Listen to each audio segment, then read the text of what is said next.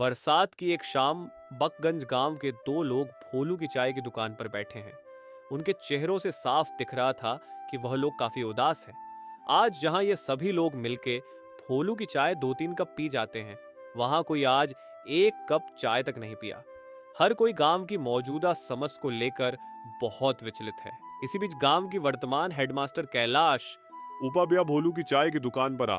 पहुंचे। अरे श्याम रामू, तुम लोग यहाँ इतना उदास होकर क्यों बैठे हो? मुझे इस गांव में आए हुए इतने दिन हो गए, मैंने तो तुम्हें कभी इतना परेशान नहीं देखा। हमेशा हंसते मुस्कुराते ही देखा है, लेकिन आज अचानक क्या हुआ? आइए मास्टर जी, बैठिए, आपकी चाय तैयार है। मास्टर जी मुझे जाओगे? हाँ हाँ बोलू, आज अपनी वो अदरक वाली चाय पिलाना मुझे, ठीक है? बहुत देर से सर दर्द कर रहा है। और हाँ, तुम लोग बताए नहीं कि हुआ क्या है, इतने उदास क्यों हो? असल में क्या है ना मास्टर जी, हम सभी लोगों का आज मन बहुत उदास है। क्यों, क्या हुआ? इतने खूबसूरत गांव के लोगों के साथ घुलने मिलने से किसी का भी मन बेहतर हो जाएगा, लेकिन उन्हीं लोगों को आज अचानक क्या हुआ? आप तो जानते ही हो मास्टर जी कि हमारे गांव में कोई अस्पताल नहीं था। कोई भी बीमार होता था तो उसको 2 गांव पार 10 मील दूर जाना पड़ता था। अस्पताल पहुंचने से पहले ही तो कितनों की मौत हो गई। इसीलिए हम सभी मिलके अपने पैसे बचा के इस गांव में एक अस्पताल बनवाया। लेकिन क्या हमारी सारी बचत खत्म हो गई? अस्पताल तो तैयार है पर बिस्तर तो खरीदना बाकी रह गए हमारे पास, तो और पैसे नहीं बचे। अब क्या होगा? और ऐसी बात है, मेरे पास कुछ पैसे तो थे पर वह तो मेरी बेटी की शादी में खर्च हो गए हैं। लेकिन हाँ, इच्छापुर गांव में मेरी पुश्ती नहीं जमीन है एक, अगर उसे बेच दिया तो जो पैसा आएगा उम्मीद है उससे अस्पताल का बेड हो जाएगा। क्या कहते हो? यह आप क्या कह रहे हैं मास्टर जी? आप अपनी पचते नहीं जमीन बेच देंगे? मेरे तो बस यह 1 साल की नौकरी बची है। मैंने तो मन बना लिया, जो प्यार यहाँ मिल रहा है मैं तो बाकी की जिंदगी यही गुजार हंगा। तुम लोगों के साथ क्यों नहीं रखोगे क्या? वैसे भी ये तो बड़ा ही पुण्य का काम है, भगवान ऐसे अवसर बार बार नहीं देते। श्याम रामू और भोलू की आंखों में जैसे आंसू आ गया हो। तीनों ने हाथ जोड़कर कैलाश मास्टर का शुक्रिया किया। अरे अरे, ये क्या कर रहे हो? अच्छा सुनो, हम लोग कल ही निकल जाएंगे। काफी समय से कुछ लोग मुझसे वह जमीन खरीदना चाहते थे। देखते हैं अगर इस बार बात हुई तो उनको ही बेच देंगे। अगले दिन सो कैलाश, रामलाल और माधव इच्छापुर गांव की ओर चल पड़े। जब वह ट्रेन में थे, बाहर बहुत जोर से बारिश हो रही थी। आसमान काले बादलों से ढका हुआ था और हवा भी बहुत तेज चल रही थी। यह बारिश तो रुकने की नाम ही नहीं ले रही है। होगी आपका गांव क्या स्टेशन से बहुत दूर है? स्टेशन में उतर के पहले हम लोगों को नदी के किनारे पहुंचना होगा, फिर वहां से नाव लेके नदी पार करके जाना होगा। मेरा गांव ऐसे ही बात करते करते समय बीतता चला गया। आखिरकार जब तीनों स्टेशन पर पहुंचे, वो शाम हो चुकी। प्रशंसा थी सुनसान स्टेशन पर, बस वक्त तीनों आके ही उतरे। अभी तो बारिश थोड़ी लुकी है। चलो, मैं भी तो वही सोच रहा हूँ, इतनी बारिश में जाएंगे कैसे? वहाँ एक नदी भी तो पार करनी। अब घाट पर पहुंच पाते या नहीं, वो तीनों स्टेशन से बाहर आ गए। आसपास जैसे एक जादुई माहौल बना दिया था। वह स्टेशन के पास एक बरगद के पेड़ के नीचे आकर रुके। यही परीक्षा मिलता था आज, तो एक भी रिक्शा नहीं दिखाई दे रहा। इतनी बारिश की मौसम में क्या ही मिलेगा? किसी ने तो उम्मीद भी नहीं की होगी कि इतने बरसात की रात में भी कोई आखिरी ट्रेन से यहाँ है। अब क्या किया जाए? चलो पैदल ही चलते हैं, मुझे तो कोई और रास्ता दिखाई ही नहीं दे रहा। मौसम भी तो कुछ ठीक नहीं लग रहा है, अगर फिर से बारिश आ गई तो।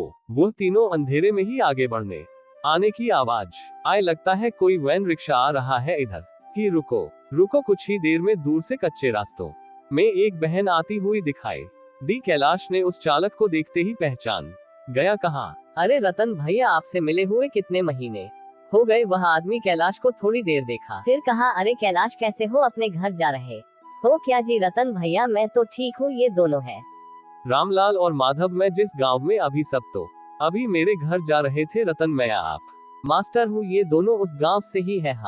हमें नदी के किनारे ले चलोगे क्या? तो आज रात की आखिरी नाव मिल जाती। रतन ने कहा, इस बरसात की रात में नाव मिलेगी? अच्छा चलो देखते हैं। बैठो, चलो रामलाल, चलो उठो, यह आखिरी मौका है।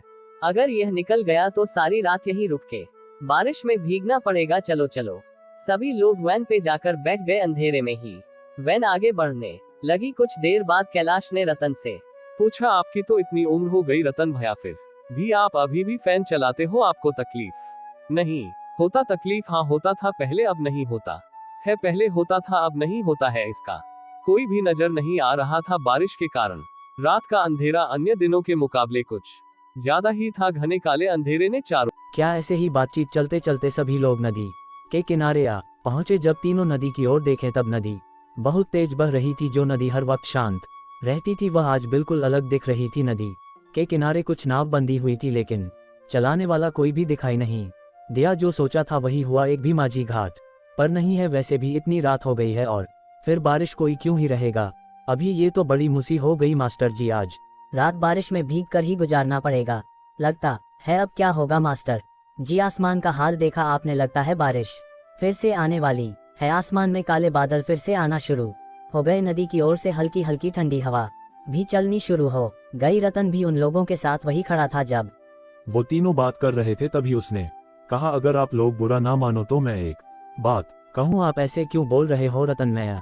बोलिए ना, क्या कहना चाहते है? लगता है थोड़ी ही देर में बारिश फिर से शुरू होगी और अभी तो कोई मांझी भी नहीं है घाट पर जो नाव से अपने घर जा सकोगे। उसके बजाय एक काम करो, वो देखो सामने ही मेरा घर है। सब लोग वही चलो, आज की रात वही गुजार लेना। हाँ सही कह रहे हो आप, इससे पहले भी तो कितनी बार आपकी गाड़ी में स्टेशन गया हूँ। आपको अब की घर से बुला कर क्यों रामलाल माधव? और तो कोई रास्ता नहीं दिख रही है, आज की रात वही गुजार ले। रतन भैया आज हमारा कितना बड़ा उपकार किया है, क्या बताओ? हाँ माधव ने सही कहा, हम रतन भैया के घर पर ही चलते हैं, नहीं तो इस बरसात की राख में बड़ी मुसीबत में पड़ जाएंगे। सभी लोग मिलकर रतन की घर की ओर बढ़ने लगे। जैसे ही वह घर के अंदर घुसा एक अजीब सी बदबू आने लगी अंदर से, मानो बहुत दिनों बाद कोई इस घर को खोल रहा हो। रतन भैया घर के अंदर इतनी बदबू क्यों? ये फर्श भी कैसा भीगा भीगा सा लग रहा है। असल में ये घर तो आधी समय बंद ही पड़ा रहता है। मैं तो अपनी गाड़ी लेकर बाहर ही रहता हूँ और पानी शायद खिड़की से अंदर आया होगा। कमरे की कोने में एक टूटी खुली हुई खिड़की से हल्की सी रोशनी आ रही थी। घर में खाना तो कुछ नहीं है, मैं तो आप लोगों के लिए खाने का इंतजाम ही नहीं कर पाया। आप उसकी चिंता मत करो, इतनी खराब मौसम में रात को रहने के लिए जगह मिल गई, इससे बात नहीं है। ठीक है, आप लोग सो जाओ और आप ज्यादा और क्या चाहिए। अगर आप नहीं होते तो आज रात हम लोग कैसे बिताते भगवान ही जाने। अरे ऐसी कोई आप कहाँ रहोगे, मैं बाहर सो जाऊंगा, कोई परेशानी नहीं होगी। क्यों, आप हम लोगों के साथ सो जाओ ना। नहीं नहीं, मुझे कोई दिक्कत नहीं होगी। यह बोलकर रतन बाहर चला संगीत गया और वह तीनों जमीन पर चटाई बिछाकर लेट गए। तब गहरी रात अचानक कैलाश की खुल गई। एक अजीब सी आवाज आ रही थी, जैसे कि कोई घर से थोड़ी दूर जमीन खोद रहा हो। कैलाश शुरू में तो नजरअंदाज करता रहा, लेकिन आवाज और तेज होने लगी। जो वह काम कर रहा था जैसे कि वह किसी की परवाह किए बगैर ही किया जा रहा था। यह आवाज कहाँ से आ रही है, छोड़ आ गया क्या? कैलाश तेजी से उठा और खिड़की के पास आकर बाहर देखने लगा। रतन भैया घर से थोड़ी दूर पेड़ के नीचे खुदाई कर रहा संगीत है। माधव, रामलाल उठो, जल्दी उठो, मुझे यहाँ कुछ ठीक नहीं लग रहा है। रामलाल और माधव दोनों नींद से जाग गए। कैलाश ने दोनों को खिड़की के पास बुलाया। अरे रतन मैया कहाँ गया? अभी तो यहीं पर संगीत थे, आपने ठीक देखा था मास्टर जी। हाँ हाँ बिल्कुल, चलो तो बाहर। वे तीनों घर के पीछे वाले पेड़ की ओर चल दिए। ये देखो, यहाँ पेड़ के नीचे जमीन पर कुछ है लगता है। मैंने रतन भैया को यही देखा था, लगता है मानो जैसे कि वह चाह रहे थे कि मैं नींद से उठकर ये देखूं। देख तो रामलाल, क्या है?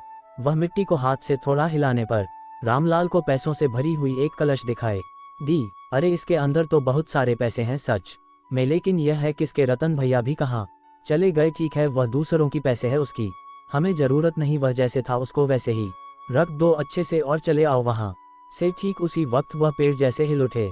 तीनों ने ऊपर देखा तो वहाँ लंबे पैरों वाला एक नक चेहरा बैठा हुआ था। डरो मत कैलाश, मैं रतन हूँ। मैं यही देखना चाहता था कि क्या तुम समय के साथ लालची तो नहीं हो गए हो। तुम सच में गांव का गढ़ हो कैलाश। तुम चाहते तो ये पैसे आसानी से ले सकते थे और मैं अकेला बुरा आदमी तुम तीनों के सामने तो टिक भी नहीं पाता। जहां तुम्हें पैसों की इतनी जरूरत है